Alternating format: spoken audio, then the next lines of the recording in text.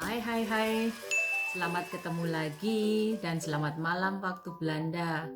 Eh, Malam ini Ningwati mau ber apa ya? Bercerita tentang rumah beli dan rumah sewa. Karena ada beberapa teman yang tanya ke aku, bagaimana itu di Belanda? Apakah sama dengan di Indonesia? Nah, kali ini aku jelaskan ya bahwa lain sekali. Aturan-aturannya itu lain sekali. Nah, mari kita simak ceritaku ini ya, dan semoga bermanfaat bagi kalian. Jadi ada yang dipetik, oh di Belanda itu ternyata seperti ini. Ada plus minusnya lah, jadi nggak bisa disamakan dengan di Indonesia karena negaranya juga lain, terus cara undang-undangnya juga lain. Jadi aku hanya bercerita begini loh tentang rumah beli dan rumah sewa di Belanda. Oke, mari kita simak ya.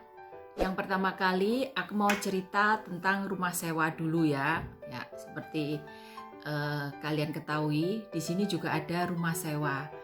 Dan rumah sewa yang dikelola pemerintah itu bisa kita tempati seumur hidup asalkan kita bisa bayar terus.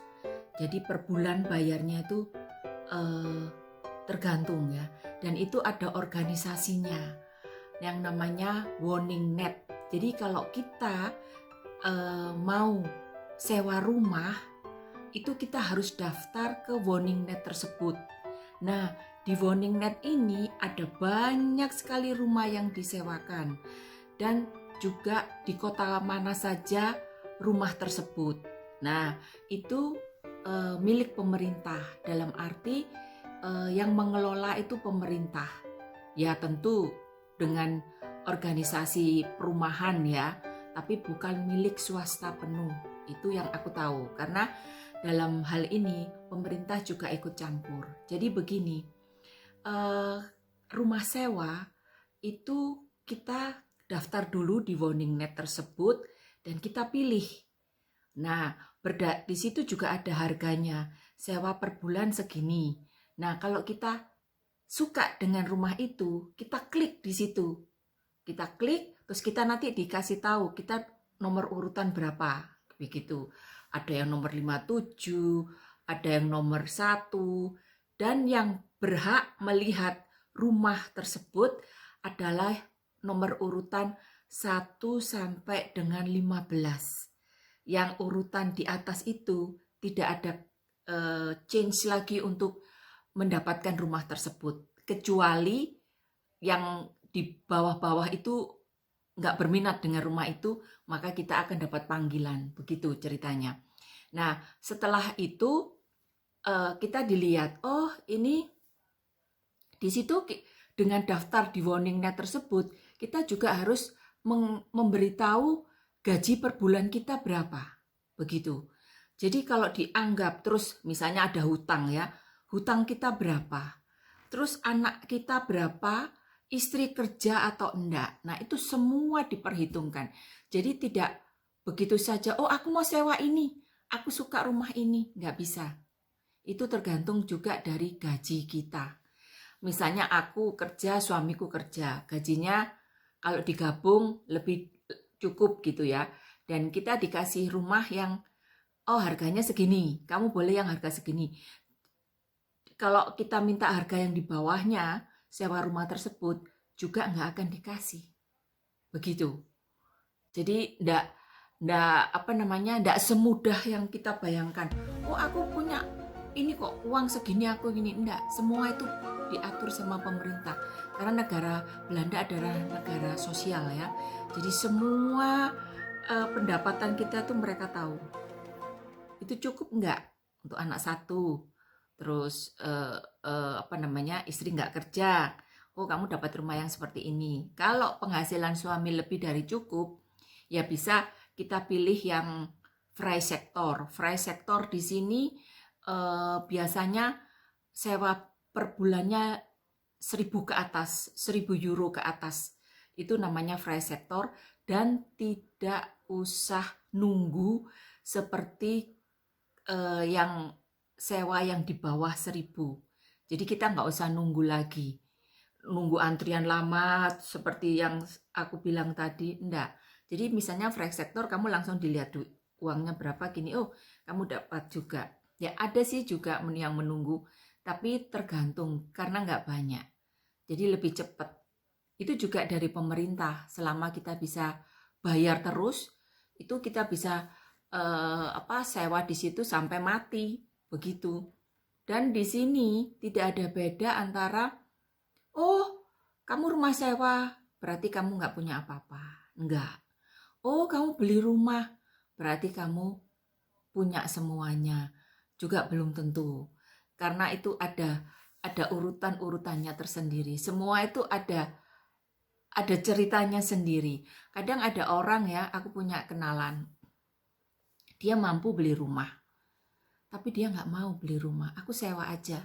Nah karena gajinya dia besar, ya otomatis dia sewa yang Freissektor tadi, per bulannya di atas 1.000 begitu. Tapi kerugiannya kita nggak dapat apa-apa kalau rumah sewa. Kalau rumah beli, misalnya kita mau jual, itu kita dapat uang toh, dan itu menguntungkan sekali, begitu. Tapi di sini juga kalau sudah tua-tua, masih nyicil rumah, kasihan anaknya.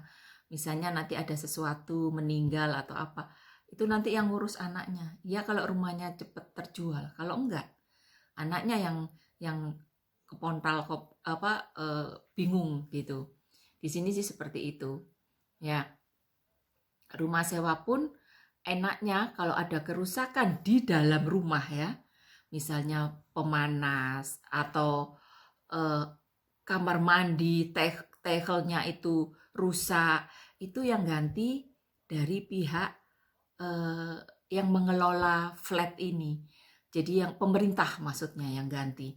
Kita tinggal tahu beres. Karena kita sudah bayar, juga ada bayar service costen.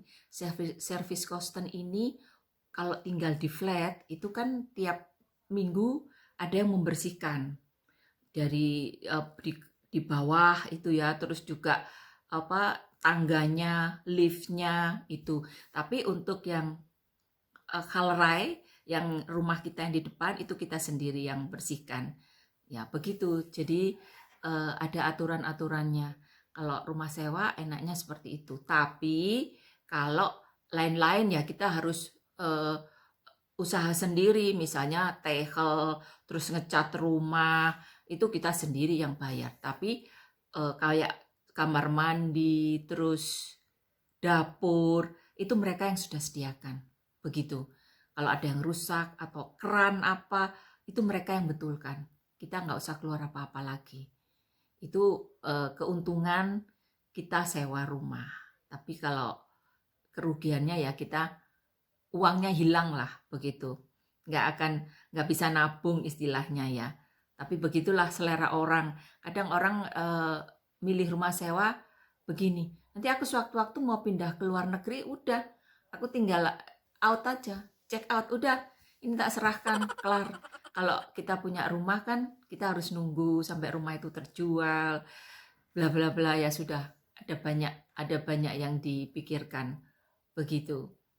Jadi nggak usah takut di sini walau punya rumah sewa, flat sewa, karena semuanya itu sudah ditanggung, maksudnya kita bayar dan ditanggung pemerintah. Selama kita bayar, ya kita nggak akan diusir. Juga di sini juga nggak akan begitu saja mau ngusir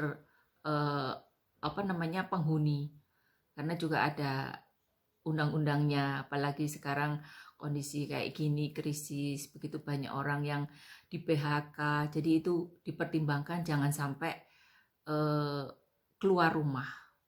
Aku nggak tahu itu caranya gimana. Itu enaknya. Tapi ada juga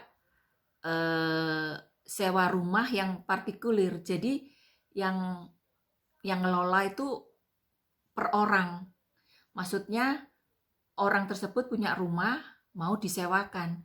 Nah, itu lain dengan sewa rumah yang punya pemerintah. Sewa rumah yang dikelola perorangan itu seperti di Indonesia. Jadi yang punya yang nyewakan. Dan itu sewaktu-waktu kita bisa diusir. Kalau yang punya itu sudah maksudnya pengen menjual atau pengen ditempatin sendiri, ya kita harus cari lagi. Itu nggak enaknya di partikulir, tapi cepet dapatnya, nggak usah antri kalau seperti di warning net tadi gitu. Dan itu biasanya yang berminat itu ekspat, terus anak-anak student, terus apa orang-orang yang ya kerja yang maksudnya nggak lama di Belanda begitu. Nah, itu mereka sewanya per bulan atau gimana seperti itu. Tapi untuk yang menetap di Belanda sini dan punya keluarga itu jarang sekali yang berminat. Kalau nggak terpaksa ya, kalau dalam keadaan terpaksa ya apa boleh buat, sewa aja. Karena ditakutkan gini loh, kalau yang punya itu mau menjual atau mau menempatin sendiri, mau nggak mau kita kan harus keluar dan harus cari rumah lagi. Di sini kan nggak gampang dari rumah sewa. Nah, begitu. Makanya orang lebih seneng yang lewat warning net yang dikelola pemerintah itu tadi. Kita bisa selamanya, juga aturannya mudah, begitu.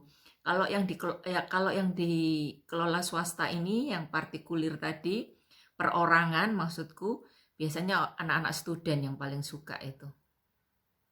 Disewa misalnya per kamar, ada 3 kamar, yang sewa 3 anak, begitu. Lebih mudah, kan mereka juga nggak lama, misalnya selesai kuliah atau 1 tahun mereka pengen pindah cari tempat lain, oke, bye-bye gitu.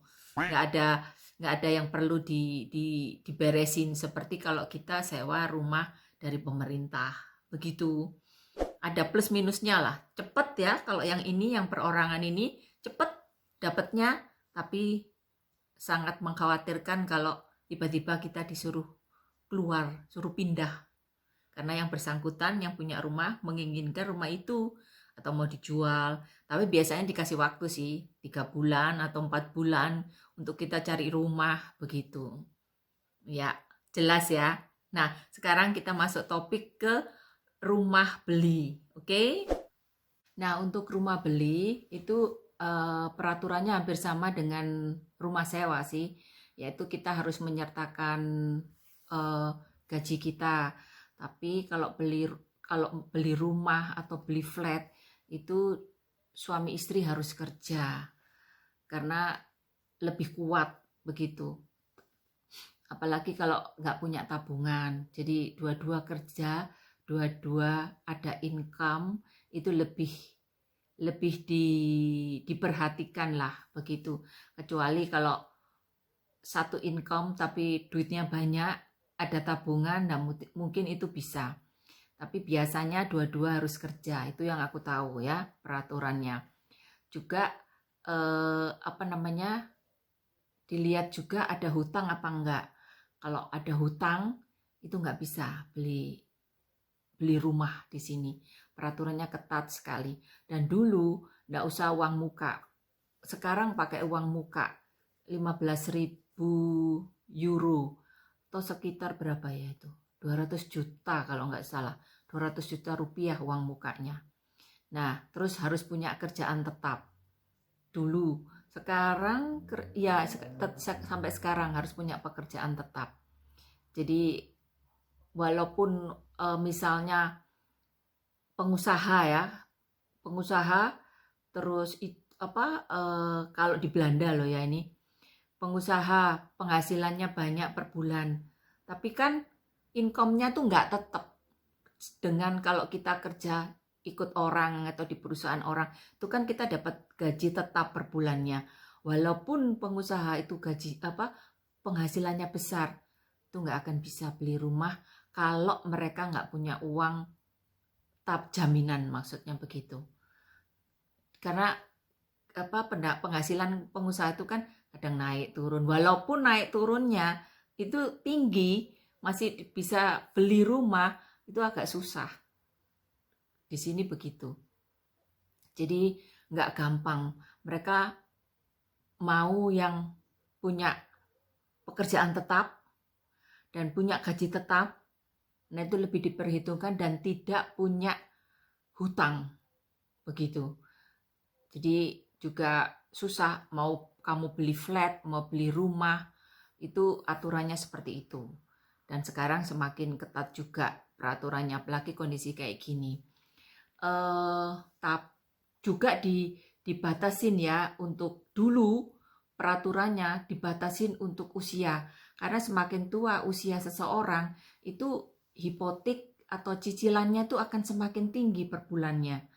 Karena kan jangka waktunya tuh maksimal 30 tahun ambil rumah.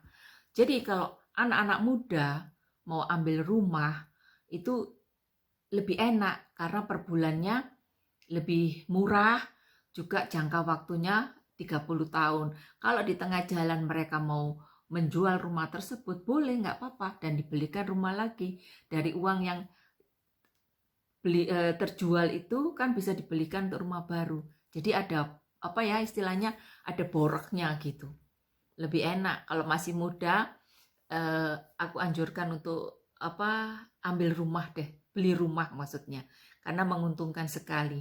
Tapi kalau sudah umur ya 40 gitu agak riskan. Walaupun sekarang peraturannya berubah. Umur berapapun kamu boleh ambil rumah asal kamu bisa bayar dengan termen yang 30 tahun tadi. Tapi ya ada juga sih orang yang umur 60 dapat rumah boleh. Peraturannya sekarang berubah. Karena yang kebanyakan yang punya uang banyak memang orang-orang tua sih. Iya, tapi ya sudahlah, itu peraturan ya. Di sini peraturan tuh bisa berubah-ubah setiap waktu atau setiap tahun. Atau kalau perumahan ini dilihat pangsa pasarnya sepertinya. Kalau aku lihat begitu. Jadi yang sekarang yang bisa beli rumah, yang punya uang 15.000 euro tadi, 15.000 euro. Jadi sekitar 200 juta. Itu untuk cicilannya. Jadi untuk anak-anak muda harus nabung dulu untuk bisa membeli rumah. Nggak gampang sekarang. Nggak seperti dulu. Karena uang 15.000 euro tadi untuk boroknya. Ya begitulah. Dan enaknya kalau punya rumah sendiri itu bisa dijual. Dan kita dapat uang. Misalnya kalau kamu punya anak, uangnya bisa kamu kasihkan ke anak, warisan atau apa. Tapi warisan di sini juga dipotong pajak ya, besar sekali pajaknya juga. Ya, tapi lebih baik memang kalau kita punya anak yang mandiri, yang bisa mencari rezeki sendiri, dan kalau kita punya uang, kita bisa kasihkan ke anak kalau kita sudah nggak ada di dunia lagi sebagai warisan. Karena kalau kita ngasih uang ke anak terus juga nggak bagus ya, nggak mandiri nantinya. Begitu. Jadi begitulah